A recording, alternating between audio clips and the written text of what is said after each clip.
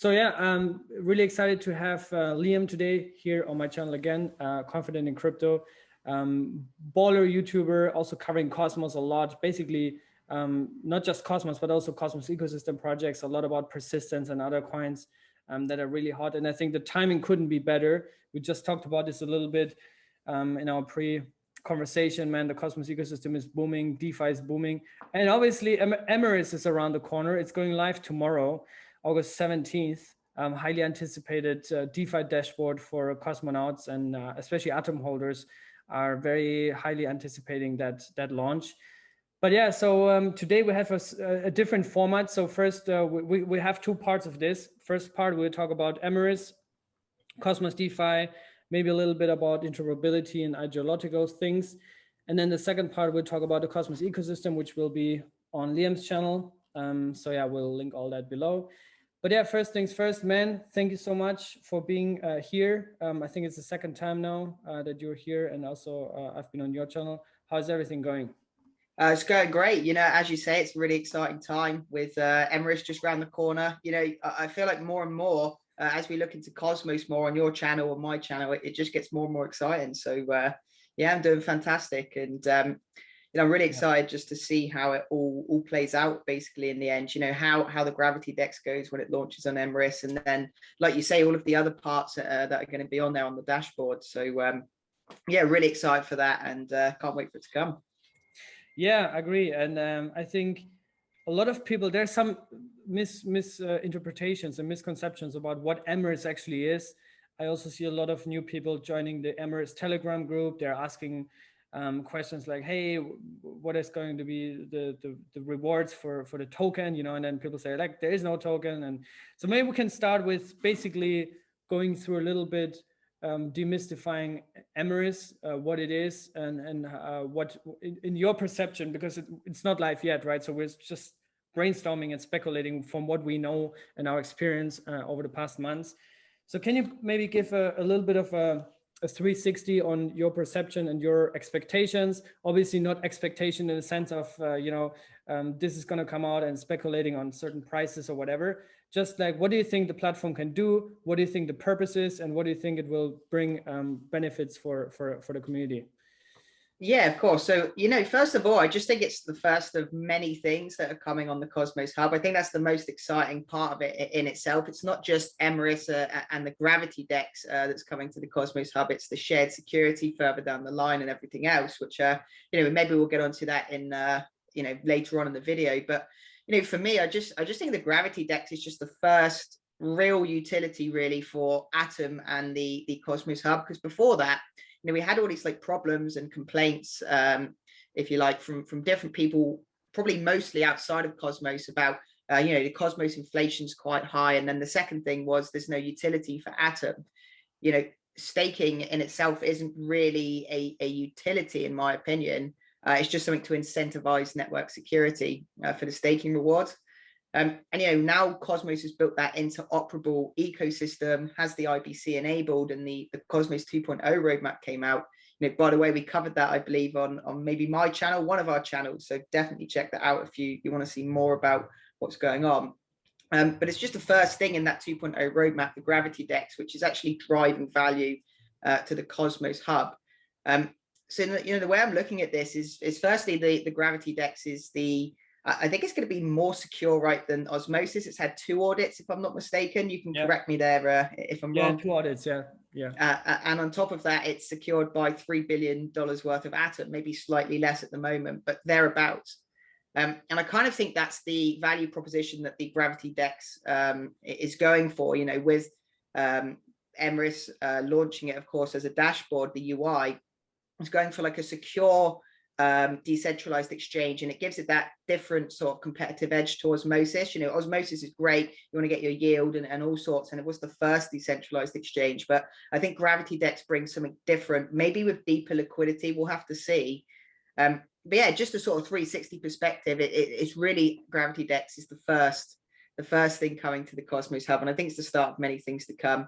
And with it probably will be some speculation on the Atom token, but also I think it just drives value to Atom in the form of the fees, right? Does it actually use Atom as the currency to pay for the transactions, or can you pay with other currencies? I'm not sure. I think that Atom is going to be the default gas token on the platform, and also Ethan and also Federico, who is working on Ethermint, another great initiative and project.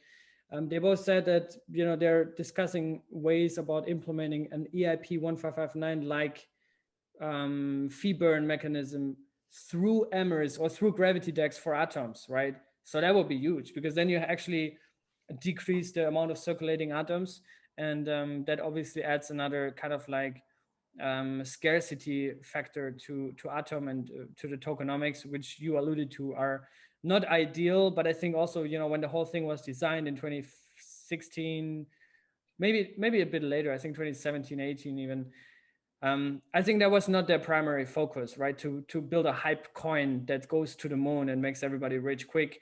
I think they were focused more on building the Cosmos SDK, shipping IBC.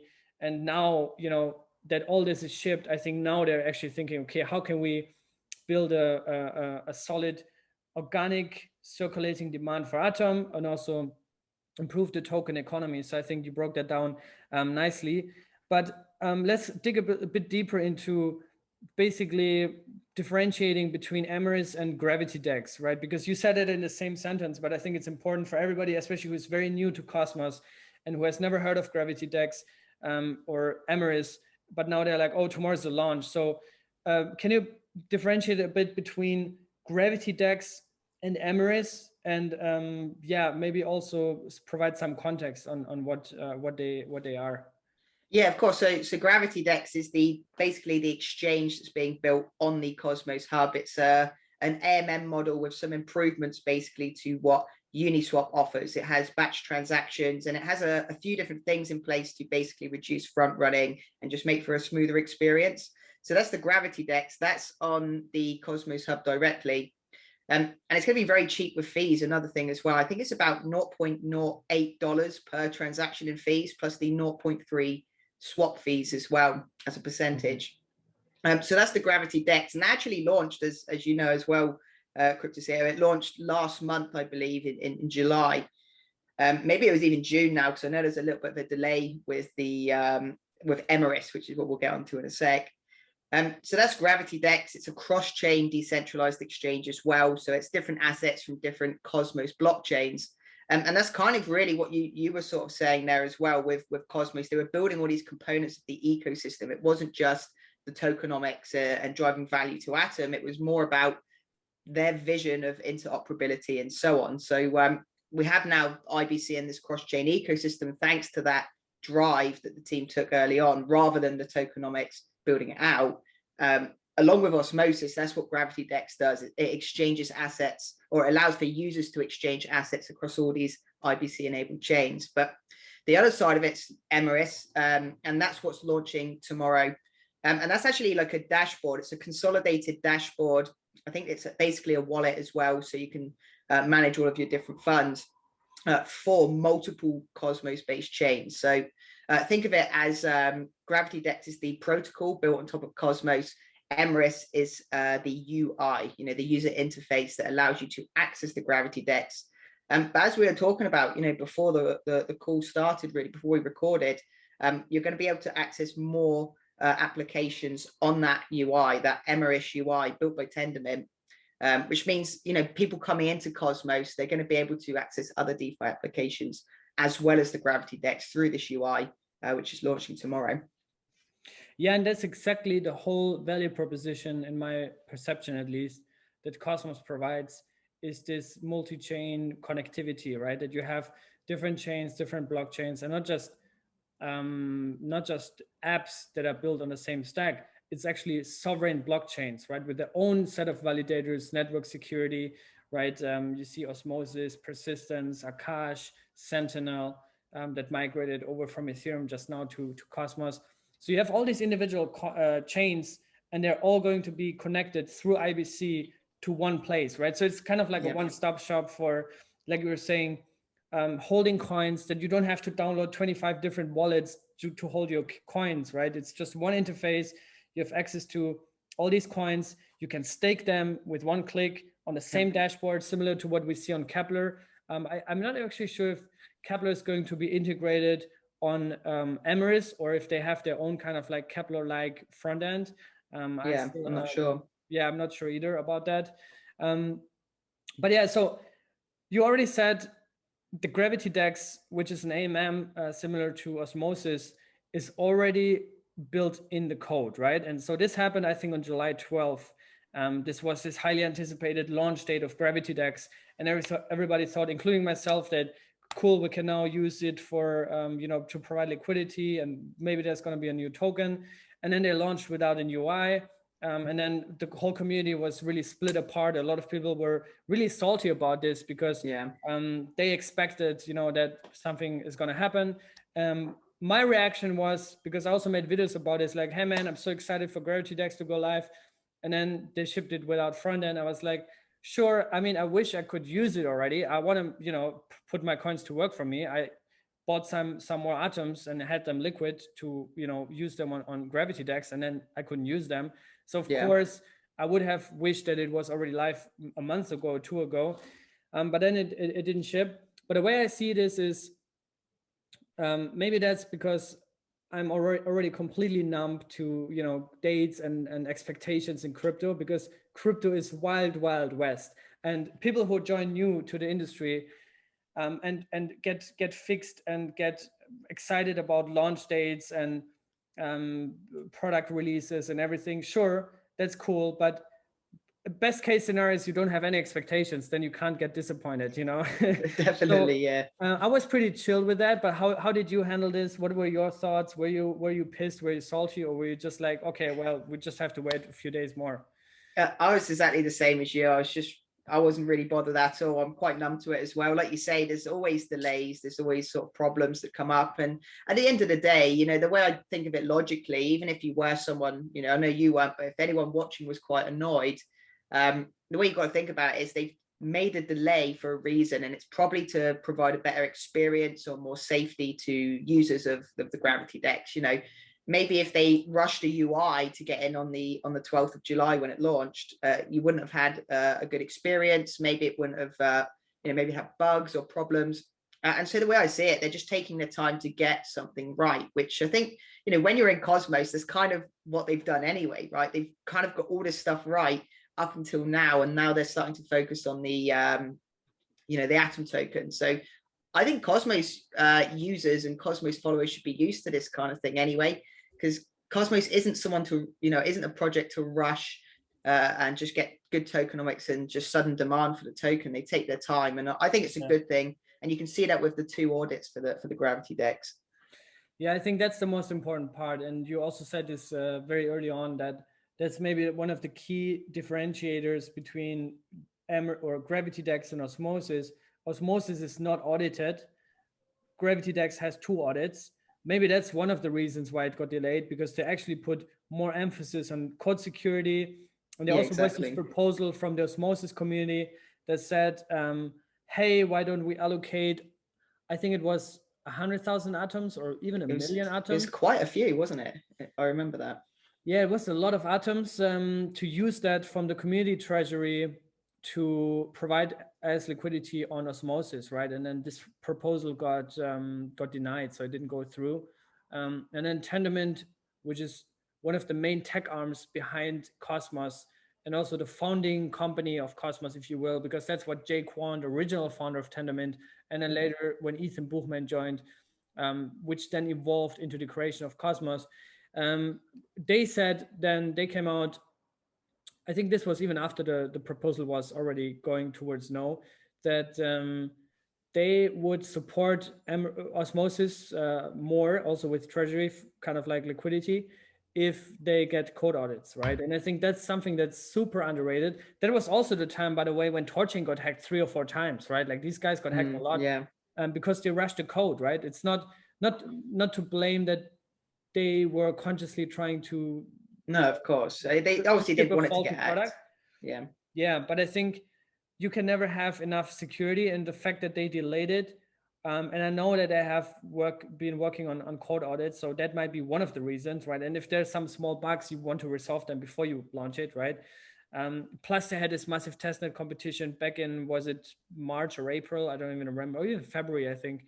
It was quite early in the year, wasn't it? But it was really successful from what I remember. Really successful. I think 30,000 participants almost in those 2 weeks or 1 week of testnet trading that went on there. So I think like this thing is stress tested, and we see also historically they have shipped, right? They have shipped the Cosmos SDK, which is now one of the most used SDKs around the world, you know, similar to polkadot Substrate that has also gained a lot of adoption. They've shipped IBC, which is the number one actual trustless decentralized bridge that connects sovereign blockchains that are based on proof of stake and also compatible with Cosmos and built on the Cosmos SDK. Like we know historically, we have proof that the team ships, that the developers ship. So I'm not too worried about this. And I think a third thing might be the market sentiment, right? You don't want to launch such a product in the deepest, you know, depression, which we had a couple of weeks ago, you know, in July and even beginning of August. The first week of August was still kind of like bearish, you know. So I think it's also about market sentiment, market timing, code security, and all those kind of things. But yeah, it's good to know that you also didn't get bothered too much by that. But obviously at the same time, you know, I wouldn't say no to, you know, faster, you know, deployments and when they ship on the dates, also with UI, of course, you know, there was maybe a little bit of miscommunication from them, to be fair, you know.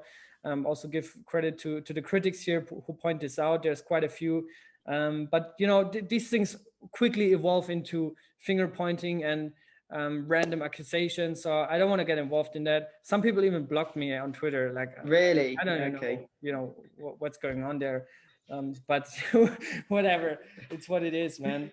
At the end of the day, we're going to look back at this delay in a year or 2 years, and it's not even going to matter at all. You know, I'm sure the sentiment will completely change. You know, those people who are pissed by it, they're probably not going to even remember it in a couple of years. And I think also, so that's why also I think it's I'm so excited about Emeris, because I see the greater vision that this could potentially, you know, what Emeris could potentially become, right? And you already mentioned about interoperability as one of the value propositions for Cosmos, and you know how it differentiates to other things. And I think really expanding Gravity DEX to something greater than just an AMM like Uniswap, but actually to have a one-stop shop DeFi powerhouse that gives access to a lot of applications that are packed to the Cosmos hub. I think that is something that I could see in the long run could attract a lot of users and has a very, very strong value proposition that goes way beyond just trading coins and providing liquidity and, you know, making high APYs. We actually have proof that it works on osmosis, right? The APYs are still quite high. I still think osmosis is one of the best kept secrets in crypto, even though it's now live for nearly 2 months. On the date on the 19th, it's second month anniversary. But what are some things that you're looking forward to, or that you think Emeris could become in the longer run? Maybe we've also seen them announcing chain after chain that's going to connect to it, right? So there's going to be native integration to Emeris from Sentinel, Persistence, Region Network, right? A lot of projects. So what do you think in the long term? What is your guess what Emeris could become? I mean, I think it's inevitable, really, what Emeris is going to become, which is essentially this huge dashboard, which just consolidates every or most DeFi applications on Cosmos, right? And then if you want to be a bit more speculative, you could say it will then consolidate applications on things like Solana and maybe Ethereum eventually, and maybe even Polkadot eventually, right? And you know, the whole point of Emeris is that a lot of these ecosystems, and the whole point of interoperability as well, is all these ecosystems are fragmented, right? And that's why Cosmos and the team basically worked so hard in developing IBC. So these ecosystems were connected, applications could interoperate, and data and assets can flow between the blockchains. But even if you have that, if you've got fragmented user interfaces, there's still that fragmentation a little bit in the ecosystems. And I think Emeris is basically one of the first of its kind. Maybe there's some similar, I'm not sure. I haven't done all the research on every chain. I mean, it's impossible to do that in 24 hours in a day. But that's where I see it going, man. I'm not sure if you kind of feel the same, but I kind of see it as Emeris is just going to be this powerhouse that connects so many applications, because Cosmos DeFi is so early. You know, we have Osmosis and we have a few things on Terra, which isn't even connected to the IBC. And there's going to be so much more in the future that it's really hard to say how big it will go, but there's a lot of potential there. Yeah, agree. And I think also, like you were pointing out, I think the more projects connect to it, the more valuable the whole thing gets. And, you know, especially one of the large coins, you know, one of the big coins like Solana or Cardano or polkadot, if one of these big projects connects to IBC or implements IBC and gets listed on Osmosis, gets connected to Emeris, I think then it's really, really game over. And I think then that's like true value that it's really, really hard to catch up on for any other cross-chain platform, you know, because I know a lot of projects claim to do cross-chain, you know, products, but it's actually really hard to realize on a technical layer, like we've seen with Thorchain, right? Sure, maybe they're going to come back and they're going to regroup and build a better, more robust product. But it's actually, it proves how hard interoperability is. And I think the approach that the Cosmos Hub, and all early Cosmos projects like Akash, like Regen, even Osmosis, right? I think what they try to, like their ideology is basically to out-cooperate the competition and not out-compete, right? You see this a lot of on other chains, like Cardano especially, right? Now on September 12th, they're going to ship smart contracts eventually with the Alonso Hardfork Combinator event. But I already predict that a lot of people, when smart contracts ship and when Cardano gets actual adoption, you know, and projects launch on Cardano, I think that a lot of people from the Cardano community are going to be like, you know, very, very tribal about it and going to say like, oh my God, we're going to kill ETH now. We're going to kill everything now. Everything is going to go to zero. Cardano is the only thing that's going to succeed. And I think the vision of Cosmos is more to bring that all together, right? And leverage synergies. Sure, Cardano is cool. Let's connect it to Cosmos. Let's connect it to Solana. Let's see what we can do cross-chain, you know, because there are going to be people that just want to use Solana. There are going to be people that just want to use Cosmos. People are just different and they like different brandings, different names. They like the way Charles speaks better than the way Vitalik speaks, right? It's just like those small details even can make a difference. So I think this ideology at least resonates a lot with me. And, you know, people like you and, you know, there's a lot of people now in the Cosmos community. It's growing and growing really fast. They share this ideology and they have a very similar mindset that, you know, we can out-cooperate the competition by simply collaborating. I mean, how about that? You know? So, yeah, I mean, I think it's pretty cool. I think it's amazing, really. And, you know, it's a great community to be in, actually. I'm sure you feel the same as well. I mean, I was kind of this person that kind of looked at lots of different chains, and I still do. You know, I'm not just Cosmos, but really Cosmos was the first chain or, you know, group of chains, really, because it's an ecosystem that I thought, you know, I'm going to stick with this. I'm going to talk about it because I just felt it was undervalued, you know, the proposition they were offering. And, you know, sometimes you think, oh, this is definitely undervalued. And you look into the project and you go, oh, that's why it's not worth as much. But I didn't get that with Cosmos. The more I looked into it, the more I was wowed by it. And the more bullish I've become on it. Like you said at the beginning of the video, or I think you said before the video, you are extremely bullish, but I know we're not doing any sort of like speculation on the token in today's video, but yeah, it's a blessing, really. Yeah, I think actually we should do that more, because then more people are going to watch our videos. You know, it's like, oh, Atom is going to go to this or that. No, just kidding. But yeah, I mean, I think it's actually a great time, I think, to dig deep into those things, to also understand IBC and also understand how osmosis works. Because the real innovation here is not 300% APY. The real innovation is that you can trade sovereign blockchains against each other. With very fast transaction settlement, because it's built on Cosmos with very low fees that you have to pay. And yeah, I mean, historically also on top of that, we know that it always pays off the most when you're early, right? Buying Bitcoin in 2010 was a better deal than buying it in 2021, right? At a cent compared to $45,000.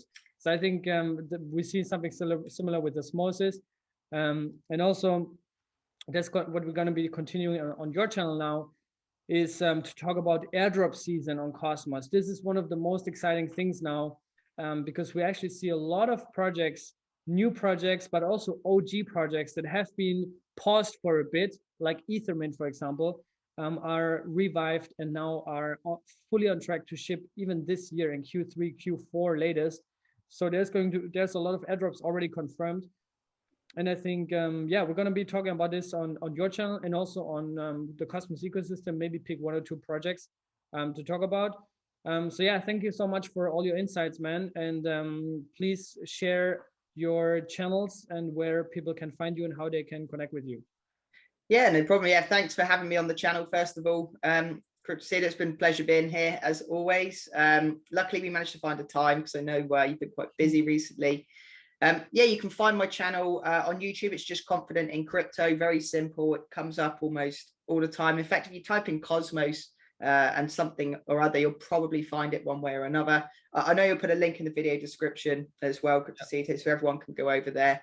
And yeah, looking forward to continuing the conversation on my channel. Don't forget, do subscribe to Cryptocito if you haven't already. His content is a blessing for the Cosmos community. Yeah, thanks, man. And yeah, we'll see you all guys on Liam's channel. So yeah, see you there in a second. See you there.